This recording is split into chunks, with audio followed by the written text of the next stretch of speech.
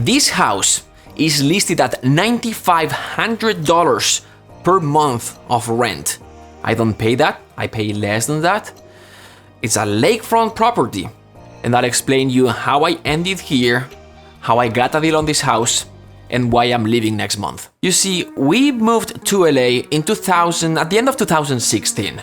We came here with 5 suitcases and $15,000 that we could save past years in our bank account. We bought this sexy Buick for $3,000 and we got the cheapest apartment we could get. But to get here we had to pay 2 deposits plus the first month because we had no credit. But at least we had a place to start working. So that left us with not much money. The $15,000 minus the 3 of the car, minus the 1.52 deposit, minus first rent, that left us with $7,500, and we had less than $3,000 at the end of the 3rd month here in LA. Now I had a couple of projects aligned that were supposed to keep us afloat, but they got delayed. Back then I was working at Berkeley Online, I was teaching at Berkeley Online, and I thought to create a course for Berkeley. Because if they like the idea, they buy your course and they pay you 50% upfront, and that would keep us going. But it didn't work out. So Ali had an idea. She said, let's just launch the course ourselves. Let's put it out there and see what happens. Worst case scenario, we go back to Spain. I would do the course, she would do the marketing, and that's what we did. We priced the course at $1,000. In the first month, we sold 12 copies. And all of a sudden, the future looked bright to us. Now you may be thinking, why are you telling me this story and what does it have to do with the house? Just bear with me, it'll make sense at the end. Fast forward just 10 months, Ali is pregnant with our first kid, and we moved from our old $1,500 apartment to a newer one that cost $2,700. This one is still 1 room, but it has AC and it's a little bit bigger. And I know those who know the city at this point may be thinking that I'm stupid.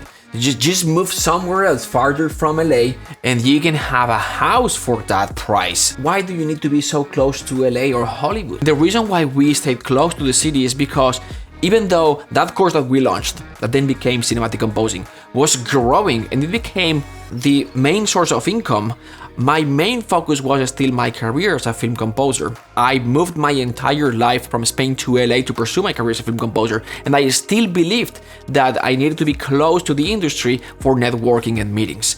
And that idea kept us from moving farther away from the city. I'm gonna bring down the blinds. So when the first kid came, and with that, family visits, the apartment became a little bit too small. And on top of that, cinematic composing was growing and we hired the first person. That means way too many people in our 1-bedroom, 700 square feet apartment. So we started renting a separate office space that was $3,200 a month, and that put us at a total of $4,900 a month. It was expensive, but we thought, hey, our company is based in LA, I work as a composer in LA, it's expensive, but it is what it is. You have to go all in if you want to grow. But soon we figured that it was too much money. And we figured that if we just move a little bit farther away from the city, we could get an entire house, like a 3-4 bedroom house, for the price of the apartment and the office combined. And we could use one of the rooms for the office space. So with that and the second kid on the way, we moved to a 3-bedroom house in Lake Forest, which is about an hour away from LA. The house rent cost less than the apartment and the office combined, and we lived there for 2 years.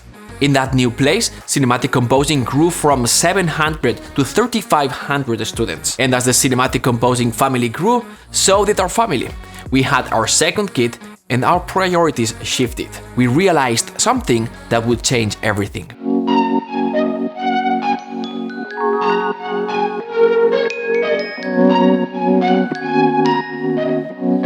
See, when we launched that first course, it was because we needed the money.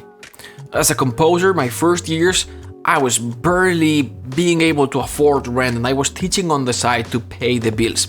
But when we sold those 12 copies of that first course and seeing so much money coming in fast, it felt great at the beginning for us and we wanted more of it. So we focused on sales. We focused on learning how to sell more of it. So sales and marketing is what drove growth the first couple of years. Now, fast forward 2 years, we're in that new house with right above 1,000 students enrolled. We had our biggest realization. It is not about selling. It's about serving. The best way to grow is through serving, not selling. And of course, you have to charge money so you can create infrastructures, but from a serving standpoint, not just sales and marketing and profits. And we understood that growth is kind of like the result or consequence of bringing value and serving. Yes, you can grow with sales and marketing, but just for a little bit. In the long run, true value is what drives consistent and permanent growth. Just that realization changed everything for us. And since then, cinematic composing has been doubling the number of students each year.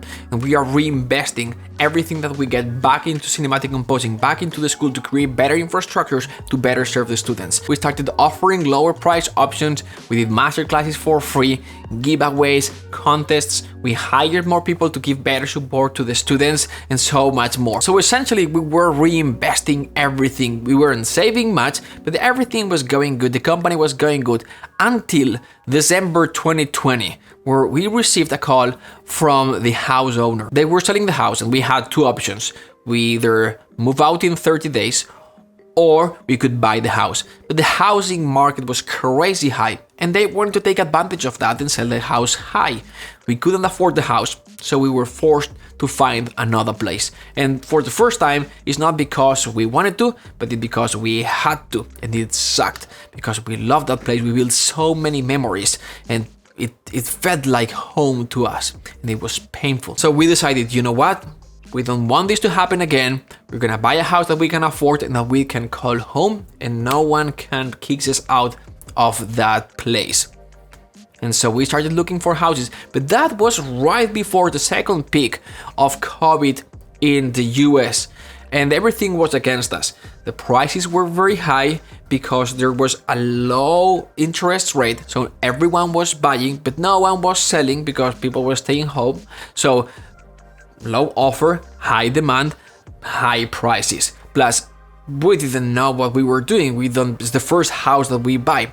We don't have that much time. Plus, investor firms and people with a lot of money were buying houses over asking price.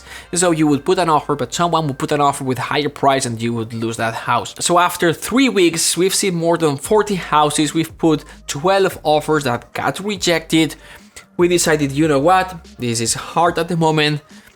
Let's take another approach. Instead of buying a house, let's buy time instead. So we decided to rent for a few more months so we could go back to work and compose while looking for other houses, but with no rush, at our own time. The problem is that we just have 1 week left and it's generally hard to find an apartment or a house for rent for just a few months. Generally, the shortest lease is going to be 1 year. But one day, out of total random coincidence, we were driving, scouting the neighborhood, and we saw one of our neighbors leaving. Now, that person hasn't been there for a long time, so we asked, "Are you leaving?" "Yes." "How long you've been?" 2 months. And they explained us that that wasn't just a regular normal rental, it was a vacation home rental. They are more expensive, but they don't have a minimum lease. So this is a vacation home rental. It's a nice home that people usually rent for a few days or a week or a couple of weeks.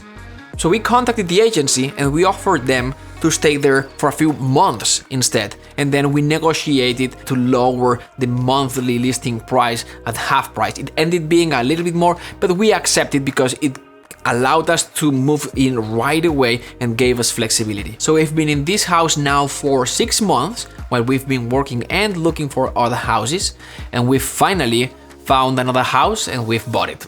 So we are moving out next month. But this has been a very special home and a lot has happened in these 6 months. Since we are here in this house, cinematic composing has gone from 4,000 to 7,000 students in just those 6 short months. It's the fastest growth that we've ever had. And with that, we've gone from 4 people working here to 10 people working now at cinematic composing. I've gone from teaching once a week to teaching 3 times a week, and I absolutely love it. This house has meant so much to the growth of cinematic composing. On the other hand, I've personally finally come to terms with my composing career, and that's something that's very important to me. I still compose. In fact, I do a few feature films a year. I love it, and it keeps me updated to be able to teach at the level that I want to teach. I compose and I record on a regular basis, but I don't feel bad if I don't proactively look for work in between projects. I will make an effort to keep the relationship going with those people that I work with on a regular basis, and I'll try to find new projects, but I won't feel bad if I don't spend every single minute obsessing about my career as a film composer. Again, I still compose and I'm still very active, but the difference is that I don't worry when things are not going the way I want it.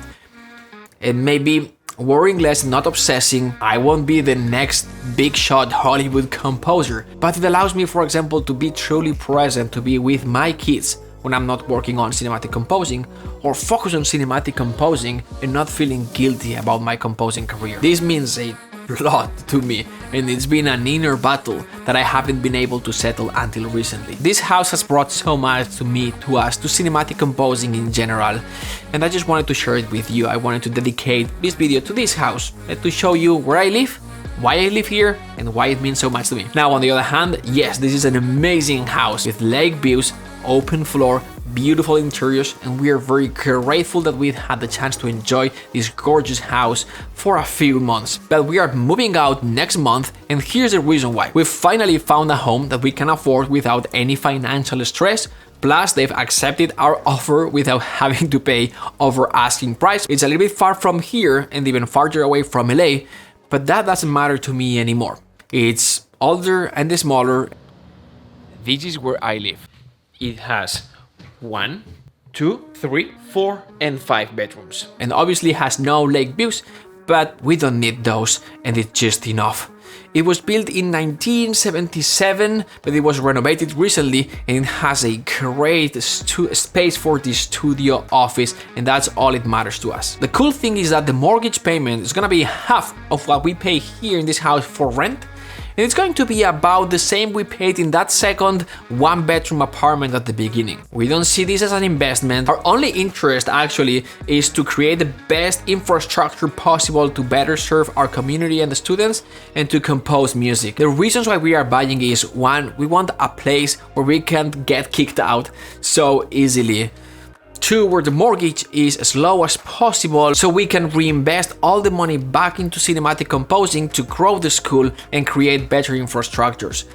We've moved 5 times in 5 years, including the one next month, and it is a pain and it's a waste of time and money. This house is nice, but it's just a little bit too much.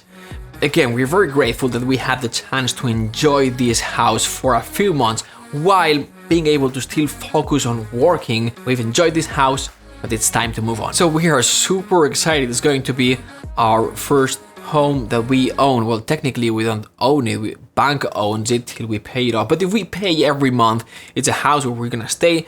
No one's gonna kick us out. We've experienced a lot of growth in each one of the places we've been, and we are very excited to see where this one takes us.